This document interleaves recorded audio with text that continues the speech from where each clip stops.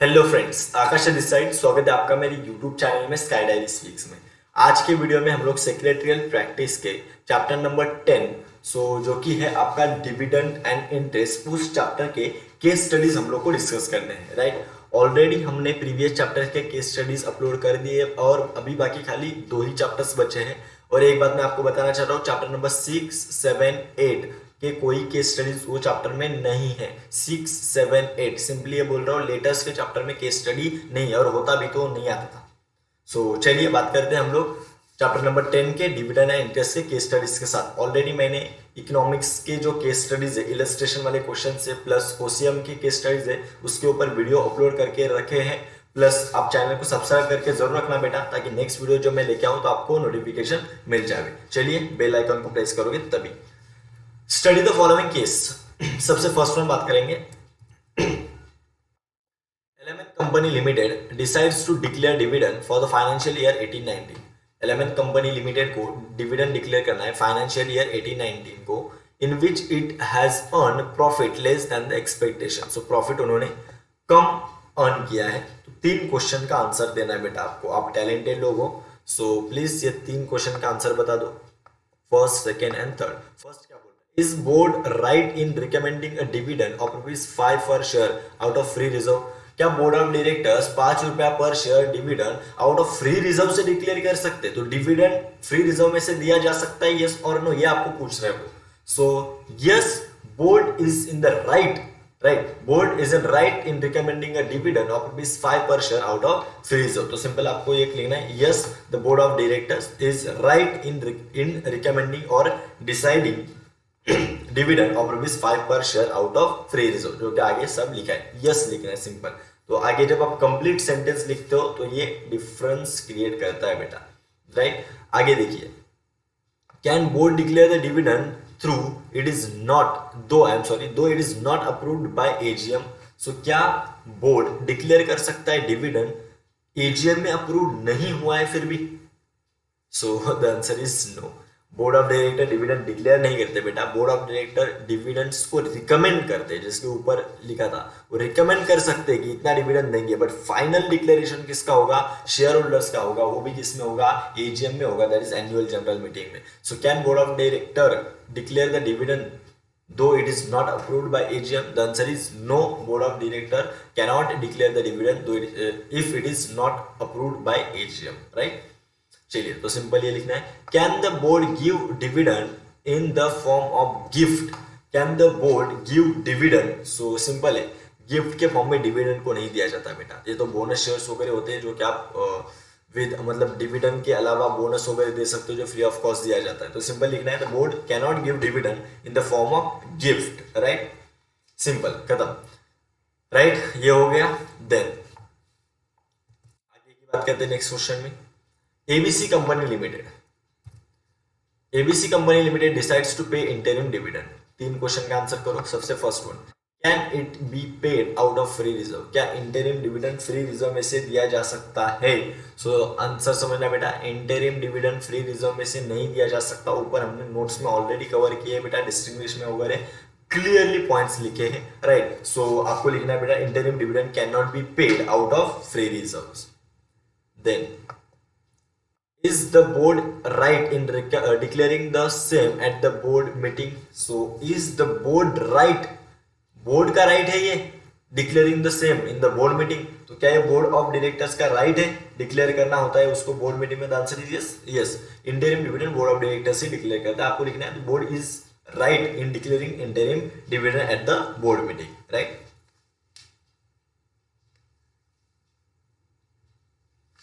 चलिए, क्योंकि एजीएम यहाँ पे होल्ड करना जरूरी नहीं होता, क्योंकि इंटरिम डिविडेंड आप क्वार्टर्स के बीच में डिक्लेयर करके देते हो, एजीएम तो साल खत्म होने के बाद ही होता है बेटा। चलिए आगे बात करते हैं। Can the company distribute the same within 30 days of declaration? Yes sir, within 30 days dividend देना होता है आपको शेयर होल्डर्स को। So yes, company has to distribute the same within 30 days of its declaration. Then बात करते हैं बेटा fourth question की। क्या लिखा है देखिए, राज company limited decides to pay interim dividend So is the board justified to decide interim dividend of rupees 5 per share even though its profit still the date is insufficient? Profit insufficient है फिर भी board 5 रुपया पर share dividend देना चाह रहा है. सो क्या ये जस्टिफाइड लग रहा है आपको? क्या ये सही लग रहा है आपको? सो सिंपल आपको लिखना है the profits till the date of declaration of interim dividend are not sufficient, मतलब इनसफिशिएंट है, right, to declare the dividend. Hence, the board is not justified to decide the rate of interim dividend of rupees 5 per share. ये मैं आपको बताता हूँ. देखिए कैसा होता है, अगर बोर्ड ने इसके आगे अगर जाके डिविडेंड डिक्लेयर किया तो आगे जाके उसको लॉस सफर करना पड़ता है. बोर्ड अपने प्रॉपर्टी से कंपनी को पेमेंट करना होता है. तो ये 5 रुपया पर शेयर डिविडेंड दोगे आप, प्रॉफिट इनसफिशिएंट है फिर भी, तो ये अनजस्टिफाइड, ये जस्टिफाइड नहीं है. तो सिंपली आपको लिखना है so board is not justified to decide the rate of dividend of rupees 5 per share since the profits are insufficient, right. चलिए देन बात करते हैं can the board declare it out of free reserve? क्या free reserve से dividend declare किया जा सकता है? कौन सा डिविडेंड है ये? Interim dividend. पहले भी ये क्वेश्चन पूछा गया था. तो the board of directors can not declare interim dividend out of free reserves. So नहीं डिक्लेयर किया जा सकता बेटा. Can the board declare it out of capital? तो कैपिटल में से डिक्लेयर किया जा सकता है. सिंपल, कैपिटल में से भी नहीं, वो तो क्वार्टर के प्रॉफिट में से डिक्लेयर किया जाता है. सो सिंपल लिखना है the board of directors can not declare interim dividend out of capital. चलिए आगे की बात करते हैं. दो ही क्वेश्चन, सॉरी 3 ही क्वेश्चन है और आगे. Diamond company limited is considering to declare interim dividend. Diamond company limited interim dividend उनको डिक्लेयर करना है, राइट. देखिए in how many days declaration it should transfer the fund to dividend account. कितने दिन में, डिक्लेरेशन से कितने दिन में आपको डिविडेंड अकाउंट में ये ट्रांसफर करना होता है? The answer should be 5 days. So diamond company limited should transfer funds to separate bank account, right, जो कि उसको बोला जाता है dividend accounts. Okay, bank account उसको बोला जाता है dividend account within 5 days of its declaration. So declaration से 5 दिन में आपको क्या करना होता है बेटा? ट्रांसफर करना होता है within a separate bank account called as dividend account. So dividend account यहाँ पे लिखा भी उन्होंने, राइट. सो 5 days में ट्रांसफर करना है. देन नेक्स्ट बात करते हैं in how many days it must pay to the shareholder. ऊपर ही आ गया था बेटा कितने दिन में? 30 days of its declaration. So within 30 days of its declaration it must be paid to the shareholder. Then बात करते हैं in how many days of declaration it must transfer the funds to the unpaid dividend account. Unpaid dividend account में कितने दिन में जाएगा वो? देखिए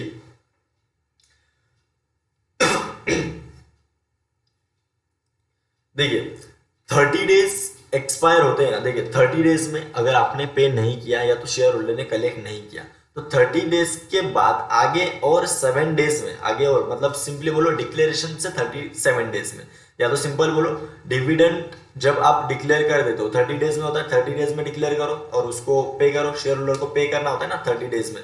अगर शेयर होल्डर ने नहीं लिया तो 30 days खत्म, वहां से आगे 7 दिन में आपको क्या करना होता है? पे करना, सॉरी ट्रांसफर कर देना होता है अनपेड डिविडेंड अकाउंट में. तो सिंपल आपको क्या लिखना है बेटा? हाँ ये लिखिए. हाँ तो diamond company limited should transfer the unpaid amount of interim dividend to the unpaid dividend account within 7 days of the expiry of 30 days. 7 days of the expiry of 30 days of date of declaration. 7 days of expiry of 30 days of declaration. So simply 37 days of declaration of dividend. So dividend declaration से 37 days में ये भी लिख सकते हो, right. Then the board, next बात कर रहे हैं बेटा हम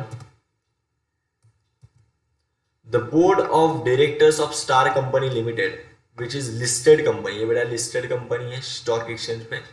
recommends a dividend of 15 per share to be paid in cash. और ये कैश में डिविडेंड पे करने की सोच रहे हैं.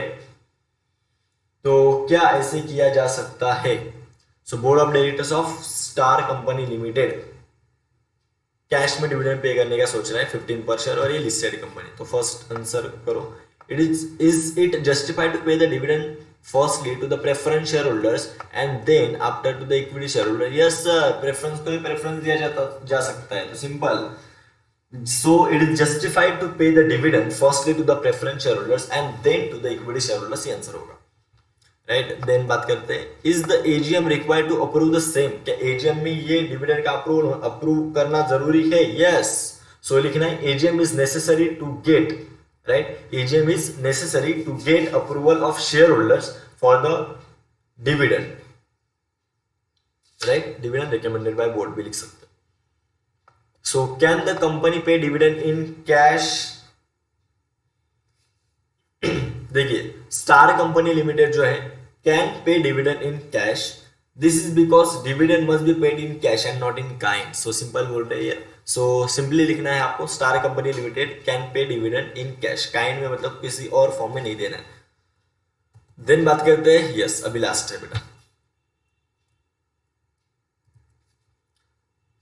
Gold company limited declare dividend of rupees 10 पर share for the financial year 18-19, right. देखिए फर्स्ट का आंसर करो, इस company under default if dividend was not paid within 30 days of its declaration. इस कंपनी क्या डिफॉल्ट कर रही है? अगर 30 दिन में अगर उन्होंने सपोज नहीं पे किया वो डिविडेंड शेयर होल्डर को, क्या कंपनी ने डिफॉल्ट किया ऐसा माना जाएगा बेटा?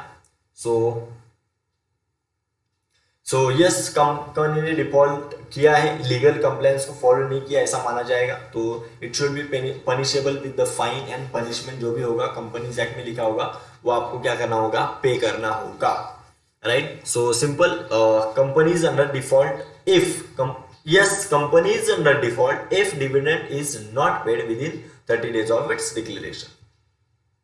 देखिए आगे, is company right in transferring the unpaid dividend to the debenture redemption? देखिए simple, is company right in transferring the unpaid dividend to its debenture reserve account? ये बोल रहा है कि जो अनपेड डिविडेंड अकाउंट में आपने ट्रांसफर किया है डिविडेंड, क्या वो डीआरआर में ट्रांसफर किया जा सकता है? Debenture redemption reserve, debenture reserve में, राइट। सो सिंपल, ये अनपेड डिविडेंड में ही जाना चाहिए, डीआरआर में नहीं जाना चाहिए, इसके लिए आपको लिखना है, so it is not right to transfer the unpaid dividend to the DRR, so it is not right to transfer the unpaid dividend in DRA, that is debenture reserve account.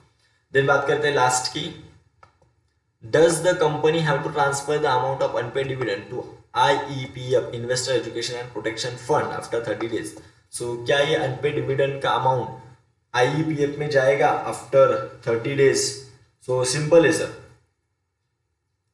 वो 30 डेज में नहीं बेटा, वो अगर 7 years तक unpaid रहा ना उसमें अनपेड डिविडेंड अकाउंट में, तो वो जाएगा IEPF में। तो सिंपल आपको लिखना है, gold company limited does not have to transfer the amount of unpaid dividend to IEPF after 30 days. So कब करना होता है, अगर वो एक्सप्लेन, इतना लिख के खत्म कर सकते हो, बट अगर डिटेल में लिखना है तो आगे लिखना पड़ेगा आपको, the company is required to transfer unpaid dividend amount, right, from unpaid dividend account to IEPF after 7 years from the date of transfer, right. So ये होता है 7 साल के बाद अगर वो अनपेड डिविडेंड में पड़ा रहेगा ना, तो उसके बाद ही वो IEPF अकाउंट में जाएगा, राइट।